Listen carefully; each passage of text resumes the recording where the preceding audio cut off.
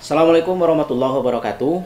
Hari ini kita mendapatkan berita nasional yang menyatakan bahwa Bengkulu menjadi provinsi dengan tingkat kematian COVID-19 tertinggi. Apakah berita ini betul? Kita akan melihat data-datanya dan nanti kita akan membandingkan dan dari mana angka tertinggi ini didapat. Simak video ini. Yang pertama, kita melihat data dari sumber COVID-19 secara nasional. Jadi peta secara nasional terkonfirmasi ada 116.871 orang. Kemudian dalam perawatan 37.530. Kemudian ada yang sembuh, ini juga cukup banyak, lebih dari 50%, yaitu 73.889. Nah, kasus yang meninggal sampai saat ini secara nasional itu adalah 5.452. Secara nasional 4,7% dari yang terkonfirmasi. Nah, ini adalah datanya. Data di sini menunjukkan bahwa untuk Bengkulu ada 20 kematian. Ya. Jadi 0,2% ini adalah yang positif dari data nasional.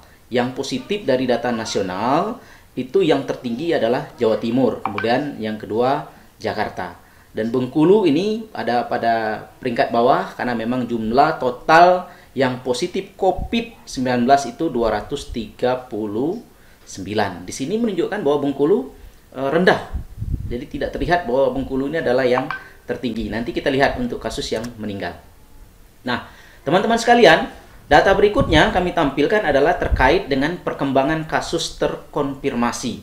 Jadi sampai saat ini ternyata kasus terkonfirmasi COVID-19 yang positif itu belum terlihat penurunan. Jadi masih ada naik turun di sini. Oleh karena itu mungkin perlu kehati-hatian kita untuk tetap menjaga disiplin kesehatan untuk menghindari penyebaran COVID-19 ini dengan cara memakai masker, kemudian hand sanitizer, menjaga jarak ya, sehingga kita nanti akan terhindar dan kita sama-sama berusaha untuk mengurangi penyebaran COVID-19 ini.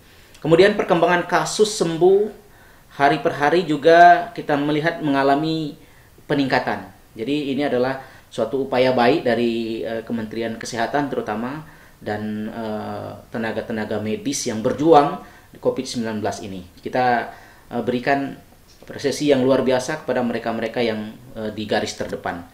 Kemudian ini ada kasus kematian atau meninggal. Jadi kasus kematian ini terjadi grafik yang menurun ya, terjadi grafik yang menurun. Nah, ini sebaran di Provinsi Bengkulu sekarang kita lihat karena nanti kita akan membandingkan betulkah data di Provinsi Bengkulu itu secara persennya tertinggi di Indonesia.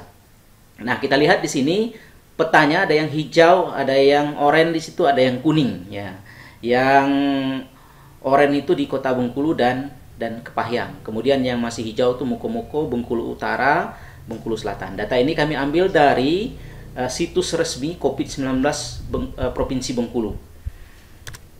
Nah, kita lihat ini data di Provinsi Bengkulu. Jadi di Provinsi Bengkulu itu jumlah kematiannya ada 20 orang. Sementara jumlah yang positif itu 239. Nah, data inilah yang menunjukkan bahwa persentasi kematian akibat COVID-19 di Provinsi Bengkulu itu secara persentase terbesar secara nasional. Dari mana angkanya? Yaitu 20 dibagi 239. Di situ menunjukkan angka 0,083 atau 8,3%. Dan ternyata di berita nasional ini yang kita ambil barusan kita dapatkan yang menyatakan bahwa kasus kematian persentase yang tertinggi itu pada Provinsi Bengkulu adalah memang data yang benar. Ya, data yang benar. Karena ternyata di sekian provinsi yang lain data kematian dibagi dengan jumlah yang terkonfirmasi yang positif COVID-19 itu tidak ada yang mencapai angka 0,8